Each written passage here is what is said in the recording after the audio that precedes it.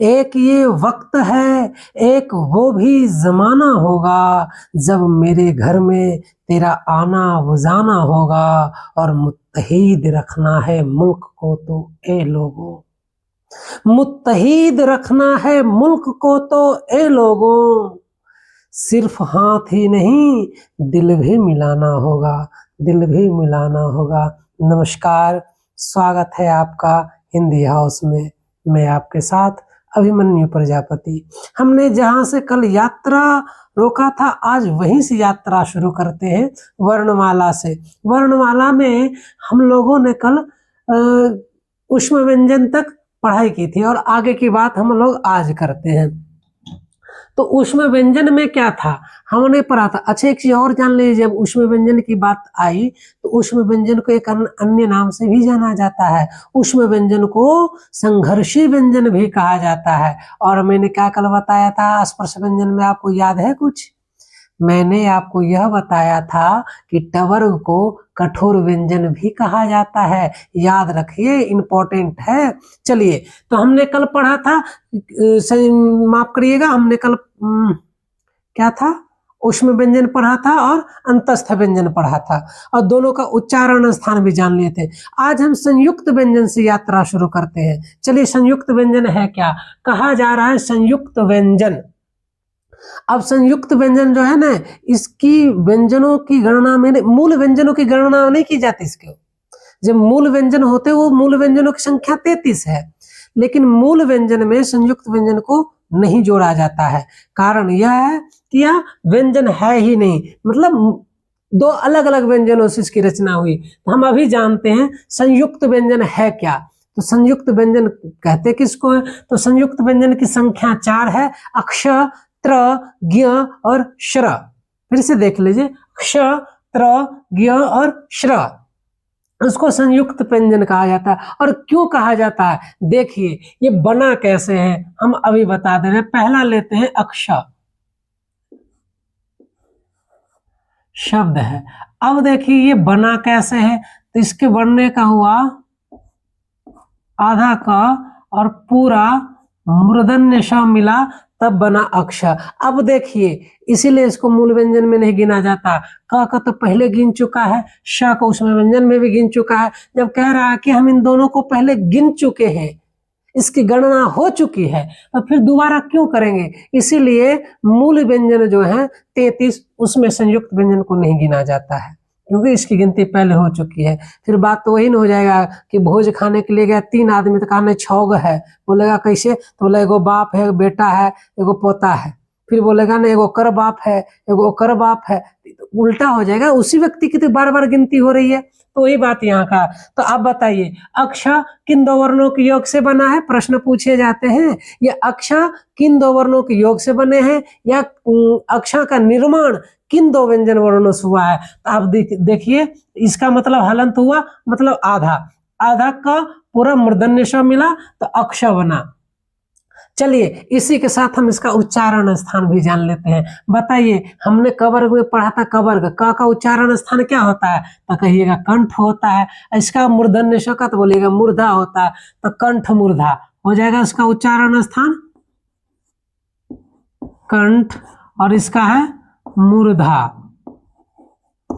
तो इस हिसाब से इसका उच्चारण स्थान क्या हो जाएगा? कंठ मूर्धा हो जाएगा। इसको हम कह सकते हैं ना, कंठ मूर्धा, कंठ मूर्धा। अब बताइए, अब उसी तरीके से हम देखते त्र, त्र किन 2 वर्णों के योग से बना है? तत हलंत र पूरा बना है त्र। तो देखिए, आधा त और पूरा र मिलकर के बना है त्र। त का हम लोगों ने क्या पढ़ा था उच्चारण स्थान? तो दंत बोलिएगा, दंत होता है। और र को क्या याद करिए? मूर्धन्य श होता, मतलब मूर्धन्य श के नीचे था, तो इसका भी होता है मूर्धा, इसका भी हो जाएगा मूर्धा, हो जाएगा मूर्धा।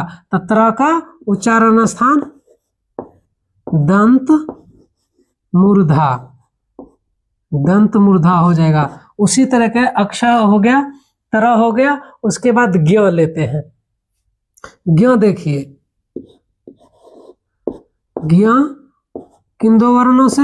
आधा ज और पूरा य मिला तब ज्ञ बना है, आधा ज और पूरा य मिलकर ज्ञ बना है। तो बताइए इस किस में है, मतलब ज का ही पांचवा अक्षर ये है ना, चवर्ग में च छ ज झ य, तो दोनों चवर्ग का है। चवर्ग का उच्चारण स्थान क्या बताए थे, तालु, तो मतलब इसका सीधे रूप से हम कह सकते हैं तालु, उच्चारण स्थान तालु। उसके बाद आखिरी जो है देख लीजिए, हम इसको घेर दे रहे हैं, अक्षर तर और ज्ञ, और आखिरी वाला जो है श्र, श्र का रचना हम लोग देखते हैं। श्र, श्र की रचना आधा तालव्य श और पूरा र। जब हम आधा तालव्य श बोले या आधा क बोले आधा त बोले तो आप समझ जाइएगा उसमें हलंत लगा हुआ है, ठीक है। चलिए, तो आधा तालव्य श पूरा र, तो बना है श्र। श्र का उच्चारण तालव्य श का तालु होता है, इसका मूर्धा होता है ना, इसका क्या हो जाएगा तालु, और इसका मूर्धा। बताइए, तो दोनों का क्या हो जाएगा तालु मूर्धा, इसका उच्चारण स्थान हो जाएगा, है ना, तालु मूर्धा। आसान है। अब ये हमने जाना संयुक्त व्यंजन, संयुक्त व्यंजन किन किन से दो मिलकर के बना है, उसका उच्चारण स्थान क्या है। तो आपको इसमें दिक्कत कहीं है नहीं, होनी भी नहीं चाहिए, ये प्रश्न पूछे जाते, इसको याद कर लीजिएगा। तो हमने कल क्या पढ़ा, हमने स्पर्श व्यंजन पढ़ा, हमने अंतस्थ व्यंजन पढ़ा, ऊष्म व्यंजन पढ़ा, और आज हमने संयुक्त व्यंजन पढ़ा। उसके अलावे देखिए एक चीज और इसी के साथ, व्यंजन वर्ण के जो भेद है ना वो 3 होते हैं, ये भी याद रखने योग्य है। व्यंजन वर्ण के कितने भेद, तो कहिए 3 भेद। कौन कौन, तो स्पर्श व्यंजन, अंतस्थ व्यंजन और ऊष्म व्यंजन। स्पर्श व्यंजन कितने हैं, तो आप बताइए स्पर्श व्यंजन की संख्या कितनी है, तो कहिएगा 25 है ना। अंतस्थ व्यंजन 4 है, ऊष्म व्यंजन भी 4 है, इसलिए 25 4 29 4 33, यही 33 जो है ना मूल व्यंजन है, यही 33 मूल व्यंजन वर्ण है। अच्छा, 33 आचारी हो गया, 37 11 को स्वर पढ़े थे, 48, तो हमने क्या बोला था, सभी वर्णों की संख्या 52 है, 4 गो अभी बचा हुआ। अब देखिए यहाँ क्या कह रहा है, अयोगवाह, ऊपर में शब्द है अयोगवाह। अयोगवाह कौन कौन आते हैं, अंग और अह, इसी को अनुस्वार और विसर्ग भी बोला जाता है, अंग अह को भी अनुस्वार और विसर्ग बोला जाता है। तो देखिए इसमें 2 हो जाएगा, अनुस्वार और विसर्ग, अंग और अह, तो 2 ये हो गया। अब उसके बाद कहता है कि द्विगुण व्यंजन या उच्छिप्त व्यंजन दोनों एक ही है। कई बार प्रश्न पूछे जाते हैं, एग्जाम में आ जाते हैं, द्विगुण व्यंजन कौन है निम्न में से, या उच्छिप्त व्यंजन कौन है। अच्छा, इसको द्विगुण व्यंजन क्यों कहते हैं, उच्छिप्त व्यंजन क्यों कहते हैं, मालूम है। अब देखिएगा ना इसका बनावट टवर्ग के हिसाब से देखिएगा कि उसमें है ना जो नीचे बिंदी दे, ड के नीचे और ढ के नीचे बिंदी देकर के बनाया गया है, इसलिए इसको द्विगुण व्यंजन बोला जाता है। दूसरा उच्छिप्त व्यंजन इसको इसलिए कहा जाता है कि जब हम इसका उच्चारण करते हैं ना तो हमारा जीभ तालु में सट के झटके के साथ नीचे गिर जाता है ना, इसलिए इसको बोलते हैं। तो कौन कौन सा है, अड़ और अढ़, इसको ड ढ नहीं पढ़ेंगे, याद रखिएगा, अड़ और अढ़, अड़ अढ़, अड़ अढ़। एक चीज और, इन दोनों वर्णों का कभी भी, ये 2 वर्ण जो हैं कभी भी शब्द के आरंभ में प्रयोग नहीं होता है, ये सदैव शब्द के बीच में और आखिरी में आते हैं। किसी भी शब्द के प्रारंभ में आप शुरुआत में इन दोनों वर्ण को कभी नहीं देखे होंगे, एक ये भी जान लीजिएगा। तो कोई पूछे द्विगुण व्यंजन कौन कौन से हैं, तो बोलिएगा अड़ और अढ़, है ना। जैसे हम इसको कह सकते हैं, हम लिखते समय कह सकते हैं पढ़ाई, है ना, अगर यहाँ लिखेंगे पढ़ाई, है ना, पिटाई, नहीं माफ करिएगा पिटाई नहीं होगा, डिब्बा हो सकता है ना, ढक्कन।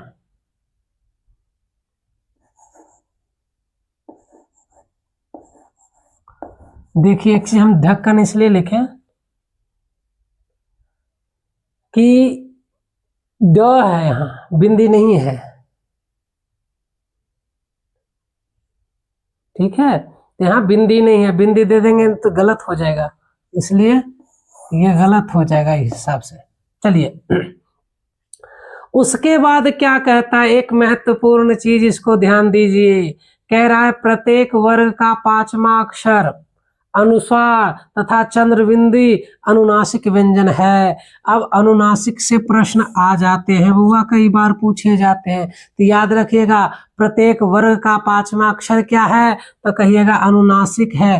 केवल वही नहीं, अनुस्वार और चंद्रबिंदी भी क्या है, अनुनासिक। अनुनासिक का मतलब समझते हैं, अनुनासिक उस व्यंजन को बोला जाता है जिसका उच्चारण स्थान मुंह और नाक दोनों से होता है, जिसका जब हम उच्चारण करते हैं तो मुंह और नाक से दोनों से होता है, उसी को बोला जाता है अनुनासिक व्यंजन, है ना। तो प्रत्येक वर्ग का 5वां अक्षर अनुनासिक होता है। नहीं यकीन है तो कर लीजिए प्रैक्टिकल। आप नाक बंद करके अंगा बोलिए, या बोलिए, ना बोलिए, ना बोलिए, माँ बोलिए तो नहीं बोल पाइएगा। क्यों? क्योंकि जब अंगा बोलते हैं तो नाक से भी ध्वनि निकलती है, मुंह से भी। इया बोलते हैं तो उसमें भी वही होता है, अणा बोलते हैं तो उसमें भी वही होता है, ना और माँ में भी वही होता है। इसलिए इसको प्रत्येक वर्ग के 5वां अक्षर, प्रत्येक वर्ग के 5वें अक्षर अनुस्वार और चंद्रबिंदु को कहा जाता है अनुनासिक व्यंजन, यह भी याद रख लीजिए। चलिए इसके अलावा एक प्रश्न यहाँ पे मजेदार है, कह रहा है कि अर्ध स्वर कौन कौन से हैं, प्रश्न पूछा जा सकता है। अच्छा, इस पे बात करने से पहले हम 52 वर्णों की गिनती कर लेते हैं। चलिए 33 व्यंजन तो यही हो गए, 33 और 4 ये हो गया, कितना हुआ 37, 2 यहाँ 39, 2 41 और 11 स्वर 52 हो गया। तो देखिए अब 52 हो ही गया तो आगे हम लोग बात करते हैं अर्ध स्वर पर। 52 पूर गया, अर्ध स्वर। अब पूछा जाए अर्ध स्वर कौन कौन से हैं। अर्ध स्वर, तो अर्ध स्वर जो माने जाते हिंदी में वो हैं य और व। य और व को अर्ध स्वर माना जाता है, ये याद रखिएगा, य और व को अर्ध स्वर माना जाता है। तो अर्ध स्वर बता दें। अच्छा, अर्ध स्वर अलग अलग तरीके से लिखा हुआ आपको मिल जाएगा, घबराने की बात नहीं। चलिए अब ये इंपॉर्टेंट है, ये जानिए कि आगत व्यंजन है क्या। आगत व्यंजन किसको कहा जाता है? आगत व्यंजन उसको कहा जाता है जो लिया गया हिंदी में, हिंदी का अपना। अच्छा, हिंदी का ये जो दोनों है ना, ये हिंदी का अपना व्यंजन है, ये भी याद रख लीजिएगा। द्विगुण व्यंजन और उच्छिष्ट व्यंजन, ये तो याद रखिएगा। और इसी को कहा जाता है हिंदी का अपना विकसित व्यंजन। ये संस्कृत में आपको नहीं मिलेगा, ये हिंदी का है अपना। तो ये हिंदी का दोनों अपना है, इसीलिए आगत व्यंजन जिसको लिया गया है, अपना है नहीं हिंदी का पर लिया गया है, जिसमें से अब इसमें क्या होता है आगत व्यंजन। तो आगत व्यंजन वह होता है जिसके नीचे नुक्ता लगता है, जिसके नीचे नुक्ता लगता है। जैसे माना जाता है ज, फ, ये एक माना जाता है अंग्रेजी का जो ये ऑ है ना, ज फ ऑ है ना। जैसे डॉक्टर, कॉलेज है ना, ऑफिस, ये सब में इसका प्रयोग होता है। तो जिसके नीचे नुक्ता लगा देता है वह भी होता है। अब जानिए इसके नीचे नुक्ता, एक चीज और जान लीजिए, नुक्ता केवल इसलिए नहीं लगाया जाता कि मतलब दूसरे ग्रंथों से या व्याकरणों से लिया गया है, दूसरी भाषा से ली गई है। इसका अर्थ भी होता है। अगर साधारण रूप से, सामान्य रूप से यदि हम लिखते हैं बिना नुक्ता का तो उसका अर्थ कुछ और होता है, और जब नुक्ता के साथ लिखते उसका अर्थ बदल जाता है। एक चीज और जानिए, ये वाला नीचे वाला जो बिंदी है ना, इसको नुक्ता बोला जाता है, याद रखिएगा। नीचे वाला बिंदी को नुक्ता बोला जाता है। आप समझने के लिए कह रहे थे कि नुका हुआ है ना, छिपा हुआ, इसलिए इसको बोलते हैं नुक्ता। नुक्ता बोला जाता है, या इसके लिए एक शब्द और चलता है तल बिंदी, मतलब नीचे में लगा हुआ बिंदी। आप समझ लिए हिंदी में जो लिखते हैं बिंदी तो ऊपर में लिखते हैं, है ना। एक होता है यहाँ नीचे में, नीचे वाला तल बिंदी होता है, ठीक है। जैसे समझिए कि गांव में महिलाएं जो होती है ना, एक बिंदी सर पे लगाती हैं, जब पाँव में महावर लगाती, पाँव जब रंगती है ना, तो वहां भी एक गोल सा वो कर लेती हैं, तो वो भी समझ लीजिए वही। तो इसका अर्थ प्रयोग पर निर्भर करता है। यदि किसी शब्द के साथ नुक्ता का प्रयोग कर रहे हैं तो उसका अर्थ बदल जाएगा। चलिए हम देख लेते दो चार उदाहरण।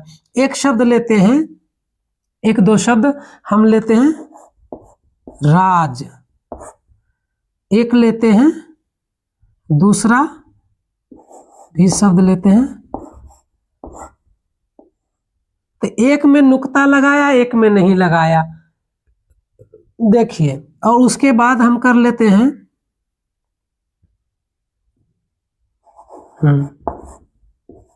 खुदा, और कर लेते हैं खुदा, यहां लगा देते हैं तलबिंदी। एक हम लिखते हैं कल्ब,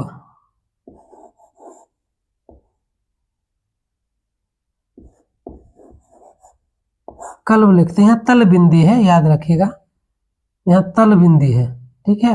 एक लिखते हैं विदाउट तलबिंदी, ठीक है। और भी कई शब्द हैं, जैसे हम कह सकते हैं समझने के लिए, एक और ले लेते हैं इधर।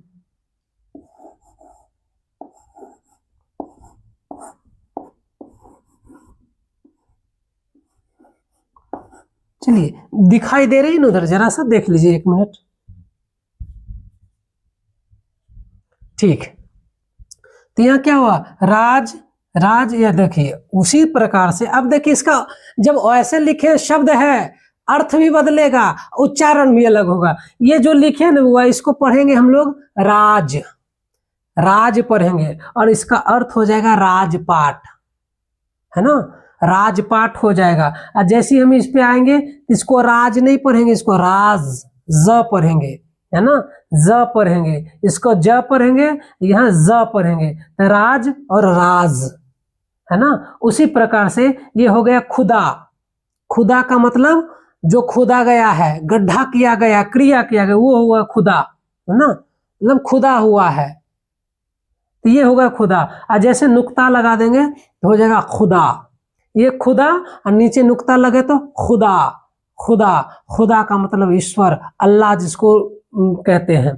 तो खुदा का मतलब वही क्रिया खोदना, और ये खुदा का मतलब हो गया अल्लाह, ईश्वर जो कहते हो। तो देखिए नुक्ता लगने पर अर्थ भी बदल रहा है और उच्चारण भी बदल रहा है। उसी तरीके से शब्द है कल्ब, है ना, एक नुक्ता वाला है, एक बिना नुक्ता वाला है। बिना नुक्ता वाला को हम पढ़ेंगे कल्ब, बिना नुक्ता वाला को पढ़ेंगे कल्ब। इसका अर्थ होता है, कल्ब का अर्थ होता है वह कुत्ता होता है, इसका अर्थ, है ना, इसका अर्थ होता है, कल्ब का अर्थ होता है कुत्ता, है ना। ये कल्ब जैसे लग गए तो इसका अर्थ होता है दिल, दिल या हृदय होता है। अब बताए दोनों को, इसको कल्ब पढ़ेंगे, इसको कल्ब पढ़ेंगे, कल्ब और कल्ब दोनों में अंतर है, ध्यान से सुनिए, कल्ब और कल्ब दोनों में अंतर है, तो ये अलग हो गया। उसी प्रकार से शब्द देखिए, आप एक बार खूब गाना सुनेंगे, बीच में गाना निकला था, मेरे रस के कमर, सुने है ना, तेरी पहली नजर, वही। तो आप हम सोचते रह गए तो कमर का मतलब क्या है। अब देखिए यहां आपको समझ में आएगा, ये जो कमर है, ये समान बिना नुक्ता वाला कमर बोलेंगे। कमर का मतलब शरीर का हिस्सा, शरीर का भाग, कमर जो है। ये जो कमर है, इसको ये कमर, ये कमर, दोनों का उच्चारण अलग हो जाए, कमर। कमर का अर्थ यहां होगा चांद। जैसे नुक्ता लग गया, इसका अर्थ बदल गया, चांद हो गया। बताइए, अर्थ बदल गया, चांद हो गया। तो ये नुक्ता का कमाल है। आपने देखा राज, राज, खुदा, खुदा, कल्ब, कल्ब, है ना। उसके बाद कमर और कमर, कैसे अर्थ बदल रहा है, तो नुक्ता लगने पर भी अर्थ बदलता है। तो ये हमने आज पढ़ा है। अर्धस्वर कौन कौन से हैं, य और व। आगत व्यंजन कौन से माने जाते हैं, ज, फ। ग के नीचे भी लगता है नुक्ता, है ना, वो अर्थ ग्रहण पर करता है। और द्विगुण व्यंजन या क्षिप्त व्यंजन कौन है, अड़ और अढ़, इसी को बोला जाता है हिंदी का अपना विकसित व्यंजन। उसके अलावे व्यंजन वर्ण के कितने भेद हैं, तो 3 हैं। तीन कौन कौन? स्पर्श व्यंजन, अंतस्थ व्यंजन और ऊष्म व्यंजन। संख्या मूल व्यंजनों के कितने हैं? 33। अयोगवाक कितने? तो 2। कौन कौन? अंग, अंग और अह, इसी को अनुसार और विसर्ग बोला जाता है। संयुक्त व्यंजन देखिए यहाँ संयुक्त व्यंजन कितने हैं तो पूछा जाएगा तो बोलिएगा 4। संयुक्त व्यंजन कितने? तो 4। कौन कौन? क्ष, त्र, ज्ञ और श्र। अब बताइए अक्ष का किन दो वर्णों के योग से बना है? तो आधा का पूरा मूर्धन्य श, आधा का मतलब हलंत, आधा का पूरा मूर्धन्य श मिलकर बना है अक्ष। उसके बाद आधा तो पूरा र मिलकर बना है त्र, और फिर आधा जो पूरा यो मिलकर बना ज्ञ, और आधा तालव्य श और र मिलकर बना श्र। 4 प्रश्न इससे बना है। पहला 4-5 प्रश्न में संयुक्त व्यंजन कितने हैं? तो 4। कौन कौन से? ये पूछा जाएगा अक्ष का किन दो वर्णों के योग से। अब पूछा है कि अक्ष का उच्चारण स्थान क्या होगा। जब आपसे पूछ लिया जाए आपको याद नहीं हो तो वही करना कि किन दो वर्ण से मिलकर बना, तो बोलिएगा आधा का पूरा मूर्धन्य श। तो आधा का मतलब कवर का उच्चारण स्थान क्या है? तो कंठ, और ये मूर्धा तो कंठ मूर्धा हो जाएगा, है ना। दंत मूर्धा हो जाएगा, त र त का दंत होता है, र का मूर्धा होता है दंत मूर्धा, और ज्ञ का तालु होता है। चूंकि ज और य दोनों एक ही वर्ग का है तो दोनों का उच्चारण स्थान होता है तालु, इसलिए तालु हो जाएगा। श्र आधा श और पूरा र मतलब तालु मूर्धा, तो श्र का उच्चारण हो जाएगा तालु मूर्धा। एक चीज ये देख लिए। आज हम लोगों ने इतना पढ़ा। इसके अलावा मैंने बात किया था कि हम स्वर वर्ण के भेद पर बात कर लेंगे, स्वर वर्ण के प्रकार पर बात कर लेंगे, कौन कौन से हैं, और उसके उच्चारण पर बात कर लेंगे। तो चलिए यहां तक समझ में आया तो बताइए, कमेंट करिए, तब तक हम आगे बढ़ेंगे। लेकिन इसी के साथ जाएं तो एक चीज और रखिएगा, क्योंकि इसके उच्चारण में हम कभी लोग बार गलती कर देते हैं, क्ष, त्र, ज्ञ, श्र। हालांकि उस पर बात अलग से कर लेंगे, तब तक ठीक है, इतना रहने देते हैं और आगे बढ़ते हैं। हम लोग स्वर वर्ण के बारे में बात करते हैं। चलिए जितना समझ में आए तब तक लिख लीजिए आप, और हम फिर इस पर बात कर लेते हैं स्वर वर्ण के बारे में।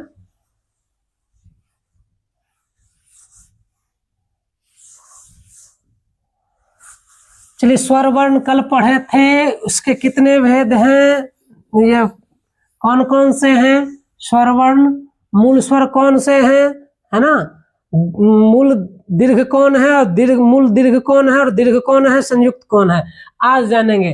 पहला है, आज फिर से वही पढ़ लेते हैं। पूछा जाएगा स्वर वर्ण की संख्या तो 11, है ना। उसी में पूछा जाएगा मूल स्वर या हर्ष स्वर, है ना, पूछ लिया जाए मूल स्वर,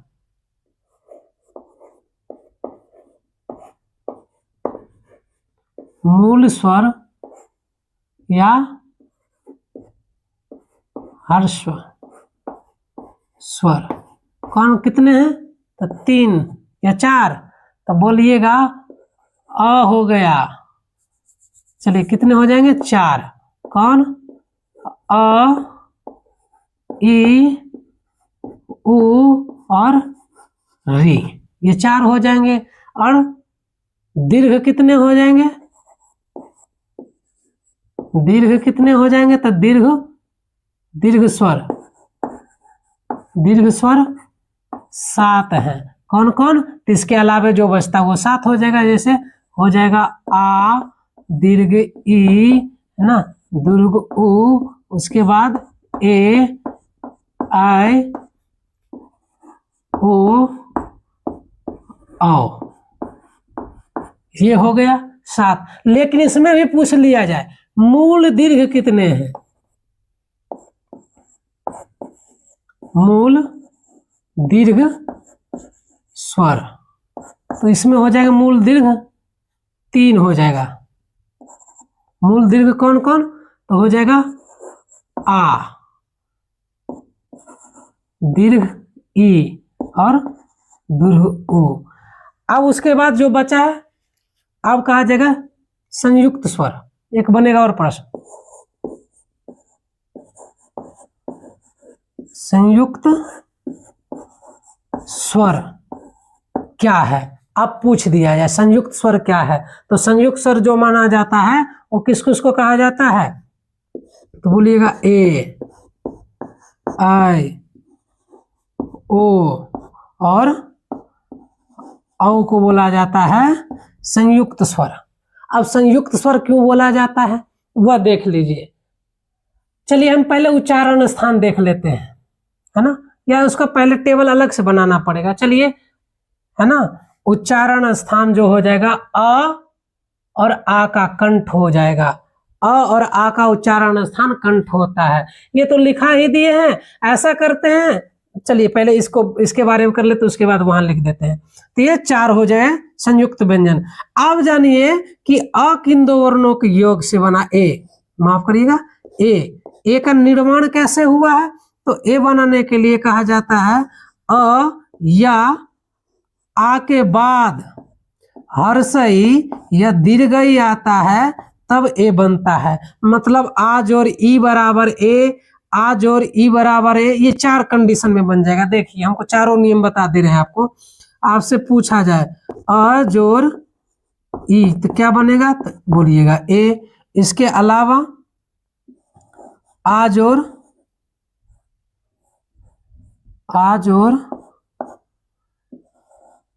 ई बराबर तो ए। उसके बाद आ जोड़ दीर्घई बराबर तो ए। उसके बाद आ जोड़ दीर्घई बराबर ए। ये चारों स्थिति में ए बनेगा। ये चारों के चारों स्थिति में ए ही बनेगा। अब देख लीजिए, है ना, चारों स्थिति में ए बनेगा। उसके बाद ए के बाद आई वाला बात आ जाएगा, तो आई में वही आ जाएगा। अब लिख देंगे तो बना सकते हैं कि अ या आ के बाद ए आ जाए तब बनेगा आई बनेगा। अब कैसे बनेगा तो हम देख लीजिए, हम यहां लिख दे रहे हैं। जैसे में अ जोड़ ए बराबर ऐ, आ जोड़ ए बराबर ऐ बनेगा। यहां भी वही हो जाएगा। अब देखिए ओ वाला बचा हुआ, तब तक हम इसको मिटाकर ऊपर लिख दे रहे हैं, ठीक है, या इधर मिटा लेते हैं। चलिए ऊपर ही लिख लेते हैं।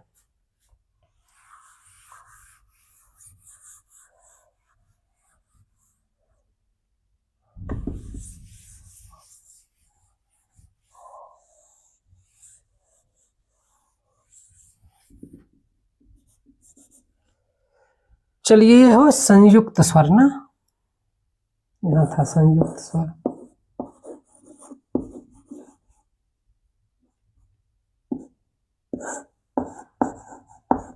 चलिए अब देखते हैं ओ वाला। तो कहेंगे अ के बाद अ या आ के बाद हर्षऊ या दुर्गऊ आए तब बनता है ओ बनता है। अब देखिए कैसे, तो अ जोड़ उ बराबर ओ, एक ये हो गया और दूसरा हो जाएगा आ जोड़ उ बराबर ओ। तीसरा हो जाएगा आ जोड़ दीर्घऊ बराबर ओ, और यहाँ हो जाएगा आ जोड़ दीर्घऊ बराबर ओ। इससे 4 इसी से देखिए निकल रहा है अ, ठीक है, बन रहा है। चलिए एक ये हो गया और दूसरा ओ वाला हो जाएगा। तो उसका क्या हो जाएगा फॉर्मूला? तो आप समझिएगा कि अ या आ के बाद क्या है ओ आ जाए तब क्या बनेगा? औ बनेगा। अब देखिए कैसे, तो यहां हो जाएगा अ जोड़ ओ बराबर औ। यहीं पे आ जोड़ ओ बराबर औ। बस ये है इसका संयुक्त व्यंजन का फॉर्मेट। हाला आपको हो सकता है थोड़ी कठिनाई हो, लेकिन एक बार समझ जाइए कुछ नहीं है, बहुत आसान है, बहुत सरल और सीधा है। अब हमने बात किया था कि उच्चारण स्थान भी जानेंगे, उच्चारण स्थान भी जानेंगे। एक चीज और जान लीजिए इसी के साथ साथ, पहले एक बार इसको रिवाइज कर लीजिए, पढ़ लीजिए, उसके बाद तब तक हम इधर और बात कर लेते हैं आगे लिख करके। ठीक है, आज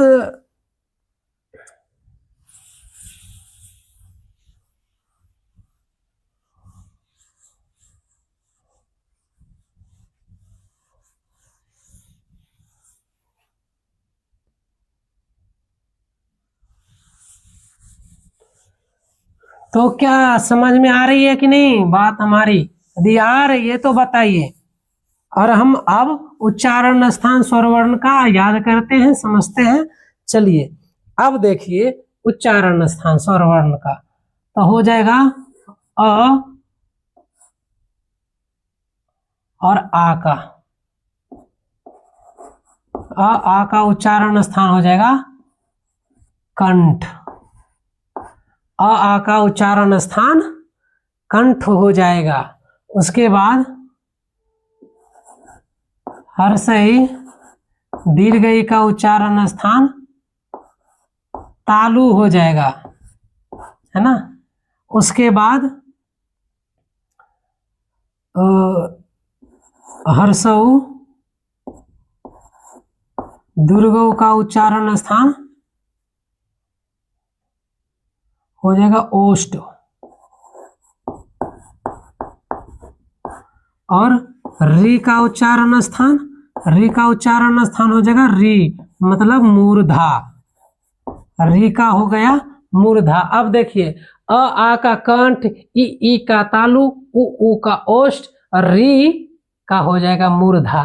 तो क्या हो गया? 2 2 4 2 6 1 7, 7 हो गया, बाकी बचा 4, 4 इधर है संयुक्त व्यंजन। अब संयुक्त व्यंजन है तो इसके बारे में जानना पड़ेगा। अब बताइए कि ए की रचना किस किस से हुआ? अ या आ के बाद हर्ष या दीर्घई आए। अब बताइए अ का उच्चारण स्थान अ या आ का कंठ, ई का तालु। तो बताइए ए की रचना किससे हुई है? तो कहिएगा अ या आ के बाद हर्ष दीर्घई आया। इसका मतलब ए का उच्चारण स्थान क्या हो जाएगा? तो हो जाएगा कंठ तालु कह सकते हैं। तो ए और आई में भी देखिए क्या बना है, तो हाँ इसमें भी वही होगा। चलिए तो ए और आई का उच्चारण स्थान क्या हो जाएगा? तो कंठ तालु हो जाएगा, कंठ तालु। अब कंठ तालु कैसे हुआ देखिए, आप तो समझ रहे हैं ना, अ या आ का उच्चारण स्थान कंठ, हर्षई दीर्घई का तालु। तो चलिए ये वाला हो गया। बोलिएगा ये कैसे हुआ? तो या आ का उच्चारण स्थान क्या होगा? कंठ। और ए का क्या हो रहा है? तो ए का बोलिएगा यहाँ तो कंठ तालु हो रहा है। जब कंठ तालु हो रहा है तो ऐसा नहीं कर दे, दो बार लिख देंगे, तो ये दोनों का भी वही हो गया। चलिए इसके अलावा और क्या है? ओ और औ का। अब बताइए हम लेते हैं ओ, औ, ये दोनों का उच्चारण स्थान क्या होगा? तो ओ देखिए किस किस से मिलकर के बना, अ आ और उ। तो ओ आ माफ करिए, कंठ और ओष्ठ, तो इसका हो जाएगा कंठोष्ठ, हो जाएगा कंठोष्ठ। कंठोष्ठ, कंठोष्ठ का मतलब कंठ और ओष्ठ संधि हो गया। इसको आप ऐसे भी लिख सकते हैं, कंठ और ओष्ठ, तो ये होगा। तो ऐसे भी लिखिए और ऐसे दोनों सही है। ठीक है, या संधि हुई है और ओ का तो ओ हो जाता है। चलिए वो नियम संधि का नियम में पता चलेगा। अब देखिए इतना तक समझ में आएगा। पूछे अ या आ का उच्चारण स्थान, तो कंठ, ई का तालु, उ का ओष्ठ। देखिए जब अ पढ़िएगा ना, अ आ, तो कंठ से सीधे हवा बाहर निकलेगी, इसलिए इसका उच्चारण स्थान कंठ है।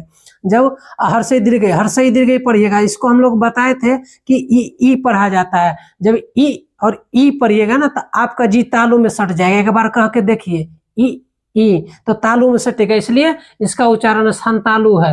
और हर्षौ दुर्गौ मतलब उ बोलिए तो ओट का काम होता है, होठ अपना आकार आकृति बदलता है। उसके बाद री है, री जब पढ़ेंगे तो मूर्धा होता है। बाकी सब तो समझ ही रहे हैं। चलिए एक चीज और हम जानते हैं कि कल बात कर रहे थे सर सजातीय स्वर और विजातीय स्वर के बारे में, है ना। वो क्या है, सजातीय स्वर कौन है? सजातीय स्वर या सवर्ण जो उसको कहा जाता है, हम लोग बात करते हैं सजातीय या सजातीय स्वर, या इसी को सवर्ण, सवर्ण भी कहा जाता है।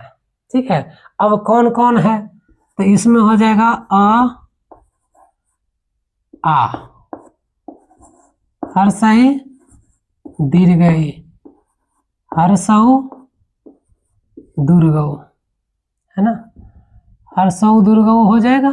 बस यही, ये दोनों समान जाति की, दोनों समान समान जाति, इसके सब एक समान जाति के मिल रहे हैं, इसलिए सजातीय स्वर है। तो ये छ जो है सजातीय स्वर है क्योंकि इसका अपना जाति है। उसके बाद जो दूसरा होता है वो होता है विजातीय स्वर, अजातीय स्वर या विजातीय स्वर, अजातीय या